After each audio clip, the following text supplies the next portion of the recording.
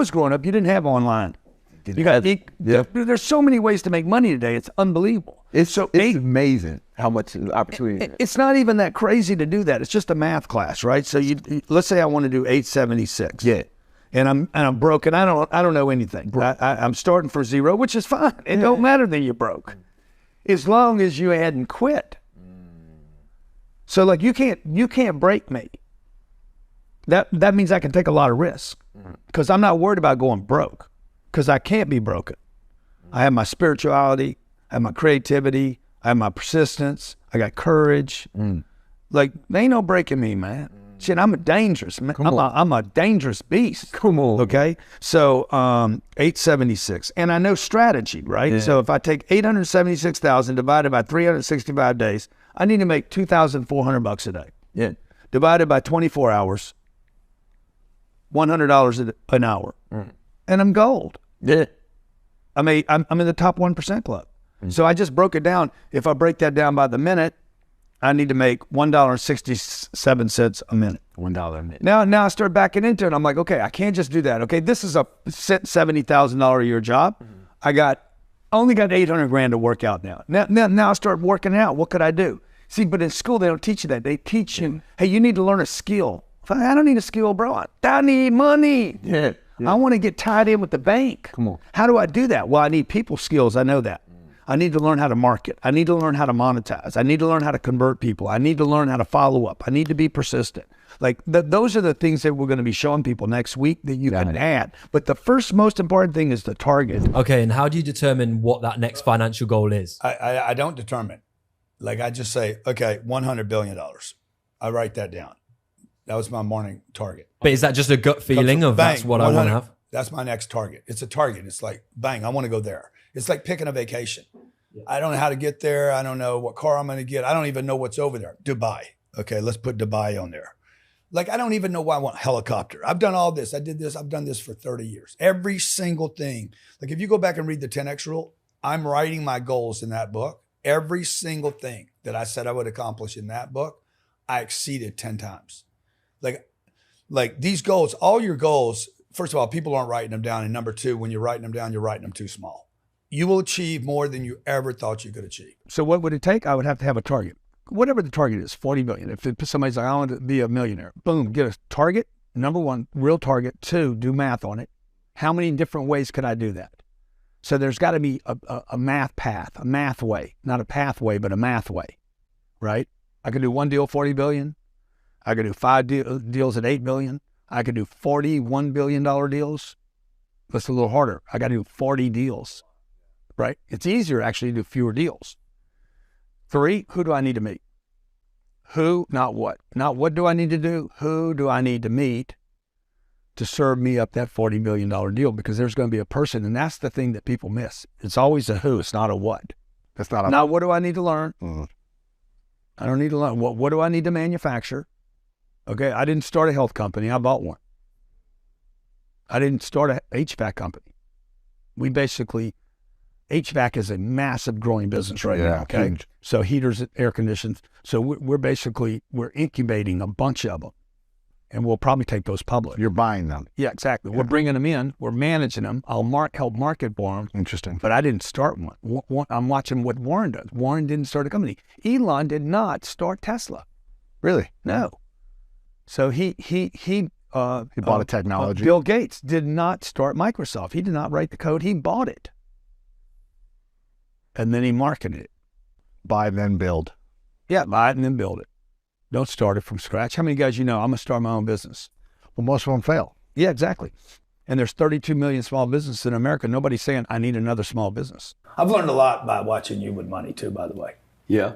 Like what? What's the... Just because we have a different totally approach. Different. Talk about that, man. You're just freer to take risks than I am.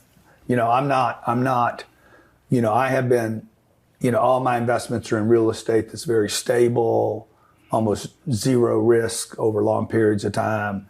It's a coward's investment,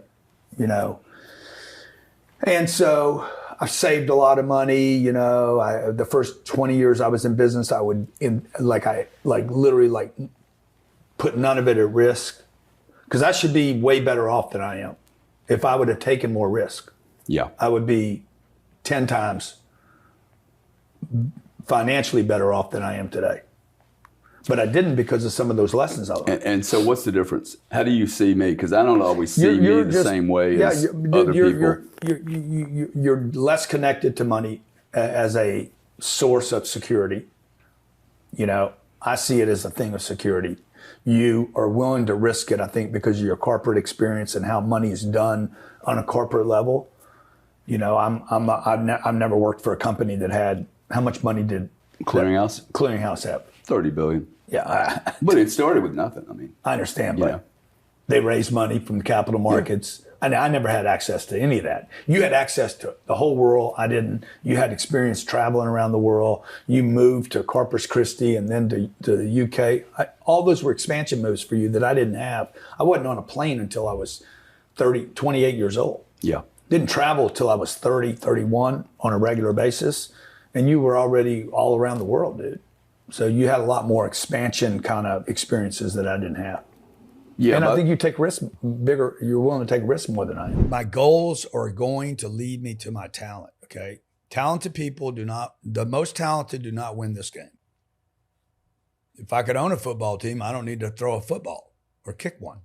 I could just own the team 100%. Like this whole idea of follow your passion is, again, this is a selfish concept. Like the house, you know, it's selfish. I don't want to do that. I don't want to learn that. I don't want to take the time. I don't want to invest my money. I deserve to live in a house. These are all entitlement and selfish concepts, okay? I don't like sales. Very selfish, stupid. I don't want to spend money to market my company. Selfish. We're a word of mouth company. It's completely stupid. What does that even mean? We're word of mouth, okay? That means there's 16 people that talk about your company, and you live where there's on a planet with 8 billion people. So I need to stay small, and I want to control my clients and my customers, and I want to have a boutique. It's selfish. It's selfish. It's small. It's little, and it doesn't work. And so I need to be passionate before I get into it. You have an entitlement problem. I'm not passionate about anything except my goals. There's the goal. There's the dream. Okay, that's what I'm excited about, the dream. I don't know what talent, what skill set, or what people I got or how much misery or pain I got to go. Whatever the goal and the target, let's say it's 100 billion or $1 billion or 10 million or whatever the number is, okay? Or the thing is, I want to raise money to solve water problems, whatever the deal is, right? Then it's like, okay, what skill set do I need? I don't have that skill set. So I'm going to trade money to somebody else that has that skill set. I mean, there's no success without volume. Okay. So anybody that's trying to like come up with the thing is trying to get away from the work. Right. And so there's no trick in this game. Like if a person wants to be really successful in sales, real estate, acting, you need a lot of hits. Right. Right. So like I think everybody's looking for that one thing that gets that in the door and gets that one sale. As opposed to as opposed to, dude, how do I keep calling on the whole neighborhood? Right. How do I keep working that neighborhood and then the next neighborhood, and then how do I come back? Because one thing the cold call people do that incorrectly is they canvas cold a neighborhood and they never go back to that neighborhood. But watch, I do. I go back in. So I'm basically following you up. Okay. It's somebody once said, hey, somebody else blows up the tire. They blow up the tires and I ride the bike. You know, they get them ready. Okay. So that neighbor, that person, that phone call, that door is going to be knocked on again by someone. Okay. Now, most people are just not going to go back and hit on it. But the What about time management issue? What's the time management in terms of new doors versus old doors? I don't know. The gold is in the follow-up. Okay, so in other words, you don't have a distinction, because it's a good question, don't you think? That like, when do you know? Not really. I think it's a bad question. You think it's a bad question? I think it's not the right question. I think when to not to follow. I think the young salesperson should be taught, hey, look, there's no trick, dude. There's no freaking sweet spot of this game. The sweet spot, if there is a sweet spot, it is about creating tremendous volumes of activity, having lots of people to talk to. So hitting lots and lots of doors. Or taking lots of phone calls. Or hitting doors, or whether it's cold the phone, or doors, right? Sweet spot, numbers game, you think? Without a doubt. Okay. But if they know me, rather than me knowing them, if they already know me, then my leverage goes up probably 10x. Okay. Can you explain that? Hey, I know you. I saw you in the paper. I saw you on you get that because people, know about the movie, right? So you immediately have some altitude or lift. Right. Because people know you. It's not who I know, it's who knows me. I had been 20 years of working my butt off, man, saving money, doing all the right things. I call it playing by the house rules. Saving my money, planning for retirement, you had a retirement account, everything they tell you to do, paying off your debt and everything. And then when that thing happened, bro, it was like they just came in and started taking everything from me. I'm like, wait a minute, I didn't do anything wrong here. Like your dad, like he was victimized by this thing that they do every 10 or 12 years. Yeah. And so when that happened, I was like, the next time this happens, because I couldn't do anything. Because when recessions happen, it provides tremendous opportunities. But I didn't have the courage to do it. And the reason I didn't have the courage is because I didn't have the strategy. I didn't know what to do.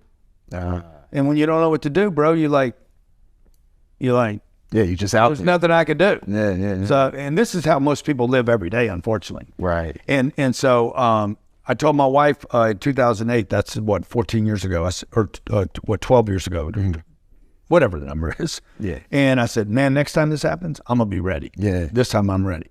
People are going to lose their jobs. That's going to happen. Could be the greatest thing that ever happens to you, by the way. Yeah. I lost my job, man. I lost a job when I was 29 years old. Best thing that ever happened to me. And I was freaking devastated. Yeah. But it set you on a course that you... I had to go do something else. Yeah. Yeah, I had to do...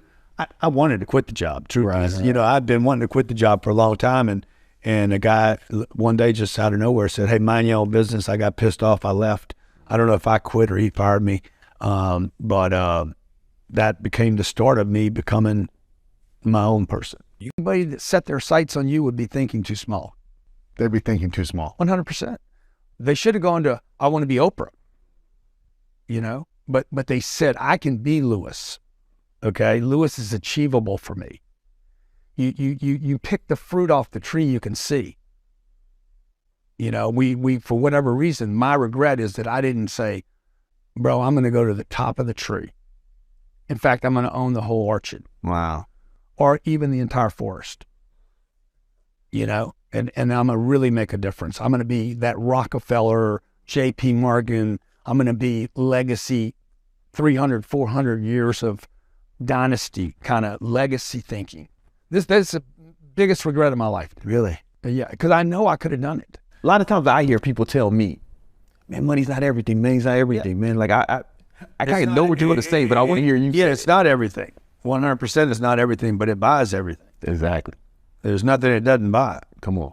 Even health. Come on. You want better health? Yeah. Takes money. Magic Johnson would be dead if he wasn't a big. Exactly. You know what I'm saying? So you guys that I don't. First of all, I don't even know why you go, money ain't everything. You don't even have enough money to give advice on money. Yeah, man. I think you are shut your damn trap right now. You don't have any money. If you don't have any money, quit talking about it. Yeah. Money. Just start walking around talking about how you don't have any money. Yeah. And what do you want to do about it? Don't tell me that money isn't everything. I know that money isn't everything. It's the only thing that buys a jet.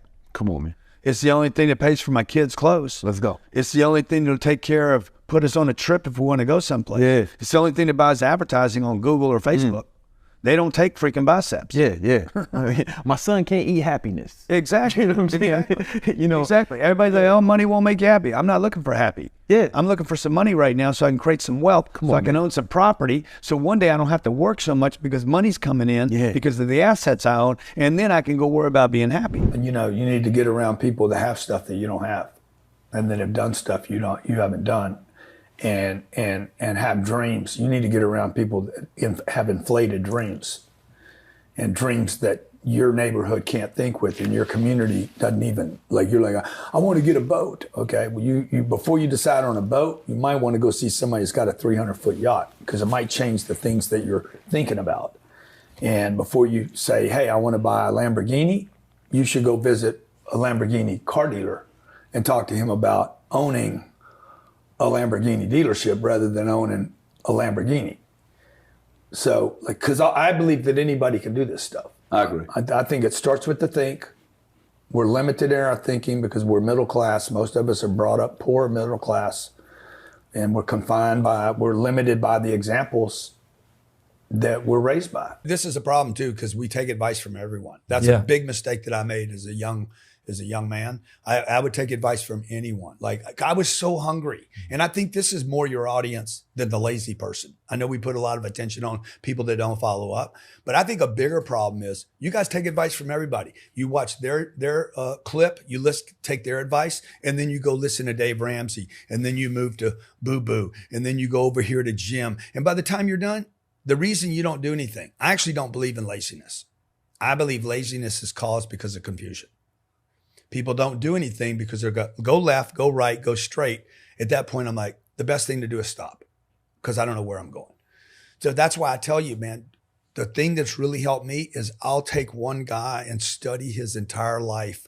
And I could study that life for years, maybe 2 years or 3 years, one person, and never take any other content in. On the money game, it should have never been 10X, dude. What, it should have been 100? I always said it should have been 100X, but I did 10X because people couldn't think with it. Yeah.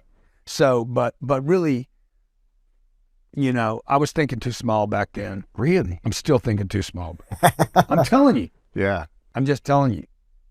You're thinking bigger than back then. Oh yeah, 100. But Like you feel like I'm still thinking too small, right? But but I'm also curious, like, if you overthink, let's say I'm 1,000X right now, and you're not prepared for that type of wealth or pressure or experience or opportunity, then is that too big, too fast? No, you should still think bigger because you're not going to know thinking smaller, right? You're not going to know. You're never going to get there, right? I mean, look, the guy thinks too small and he wins $1 billion lottery ticket, and he got lucky. He's got problems too. He's just got new problems. He doesn't know what to do with the money. Right. So if I would have thought bigger, I don't have the problem of not taking action. Okay, so I'm not that guy. I'm not. You got to deal with whatever you got, right? But I know this: if I thought smaller, I would have taken fewer actions.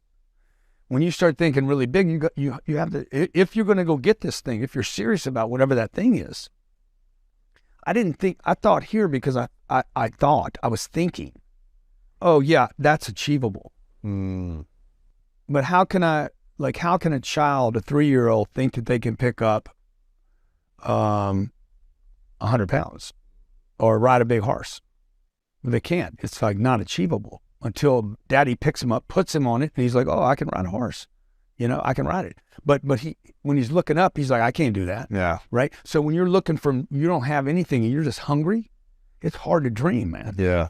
Because your stomach's saying, pay attention to me.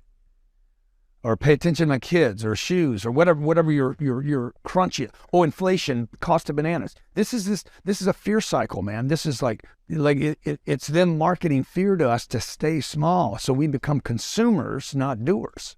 So your dad gives us each a quarter. Yeah. This is 1963, maybe 1964. John Kennedy's probably president. Gives us a quarter, dude, and you would think that me and Gary would like ballers, straight up shot callers, okay? Like, man, we got a quarter, dude. Like, I'm starting to think about what am I gonna buy with this? Because this is when you could buy some shit with the quarter. I mean, you could buy gum, some lifesavers. This is before the big gummy lifesavers that they got today. The bubble gum, the baseball gum, it cost a penny. Giant. They cost a penny. It was a penny, but they were freaking like 10 times the size. That's right. And so I'm going over there, man. I'm flipping my coin, playing with my coin, and bang, my coin falls into this gutter. Big manhole.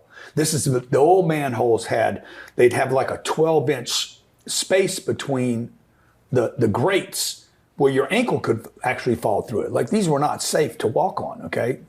And so I can put my whole arm down there, but I can't reach the quarter. I am losing my mind. You're gutted, dude. I'm gutted. I'm crying. Oh my God, I lost my quarter. I'm not really, the one thing is I'm not going to be able to buy anything, but the second thing is I got to tell my dad I lost a quarter, bro. And like, I know this comes with a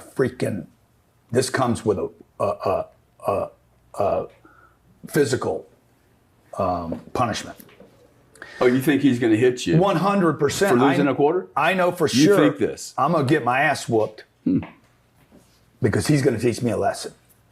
I go home. I'm crying. What's wrong? I'm like, I lost the quarter. How'd you lose the quarter? And he's standing over me. And Dr. Care's there. So now I got to be publicly humiliated. My dad didn't know any better. He thought he was teaching me something, right? And he was. Grandpa was there. Tony Neal was there. Tony Neal. So Tony Neal was a completely different person. Boy. Other end of the spectrum. He's like, he either has $5,000 on him or he's broke. Yeah. And so my dad stands over me, probably trying to impress the other people in the room, and says, never play with money. Never play with money, man. I was like, oh my God, man. Never play with money. And I was like, okay. And this really damaged me for years with money. Yeah. Grandpa Tony grabs me maybe 10 minutes, 15 minutes later in the kitchen and says, look, your dad said never play with money. There can be value to that. Or the other part of the lesson could be never go any place with just one quarter. Bingo. I like that one. I know you would, because that's how you live, dude. You live like that. But those two things, that story has like haunted me for 50 years trying to figure out, okay, is it save money, protect it, not play with it? Or is it accumulate so many that you can actually lose some? When did you start selling? When I had to. So what was what was your first job? Like a formal job? Was it a clothing store? How old? I was paid 6% on a $12 tie. I was 16 years old. Okay. So I'd make whatever that is, 6% of $12. I mean, okay, $7.20. No, 72 cents. Yeah, 72 cents. Yeah. Yeah. I hated okay. that job. And how'd you do it? Were you good at it though? No, I was terrible. You weren't good at it. I was terrible. And it was awful. The only time I was good at sales was when there was urgency on my part. Like I had to sell it. Like I sold furniture. I was terrible. I got fired. I sold clothes. I was fired from that job. And there was one other job. I think it was a refinery job. I lost that job. I lost 6 jobs. But the only time that I ever sold anything successfully was a bunch of fish that we had caught, redfish, red snappers. I caught hundreds and hundreds of them. And I was caught yourself. I was on a supply boat out in New Orleans, Louisiana, off the coast. I was doing 2 weeks on, 2 weeks off, and I was helping the cook. That was my job, right? It was a total labor boat. 3 of us on the boat. We'd bring supplies out to the oil rigs. I've never told this story, and one day we dropped lines over the boat in about 120 foot of water, and we would drop lines, and it would have 120-foot line, not a fishing pole, a line. Right. A rope, dude, with like 80 hooks on it. And you just wait. You sit and wait and do nothing. And then you go over there and you pull up 60 fish. Every line had 60 fish. Really? So like, where was this now? This is south of New Orleans. Okay. So we catch, I don't know, 300 or 400 fish. We couldn't even keep them all. Right. Snapper about this big. So I tell the guys, I'm like, hey guys, can I have your fish? I mean, we can't eat it all. So we put it on ice.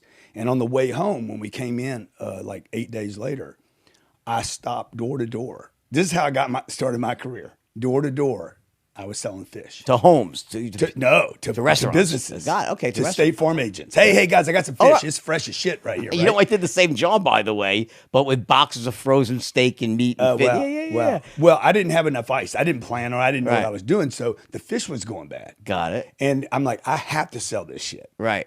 Otherwise, it's going to go bad. So what was your rap? What was your pitch back then? Hey guys, I got fish. I got fish. That was my fucking stick. I'll give you really good prices. They're There's about my to. straight If I don't sell them now, they're going to go bad. I got fish. I just caught them. You want them? And that's how I still sell today, by the way. Okay. Like there's no, it's very direct, to the point. Find out if you're interested, and then I move on. I was at a dinner in the Hamptons. There was 52 billionaires in the room. I was the poorest person in the room. How did that feel though? It felt inspiring. I'm like, fuck, God damn. Possibility. I don't have envy. I don't have any envy. Like I don't have it. It is to me one of the most destructive things that people have is envy. I don't have that. Like, do I have a chip on my shoulder? Yeah. Do I want to be those guys? No, I don't want to be them. I want to be me. And they show me the possibility. Do you think that's rare though? And how does someone get over that? Because most people want people to like them and they are envious of others. It doesn't work. You like just study the most successful people. They're like, I don't care if you like me or not.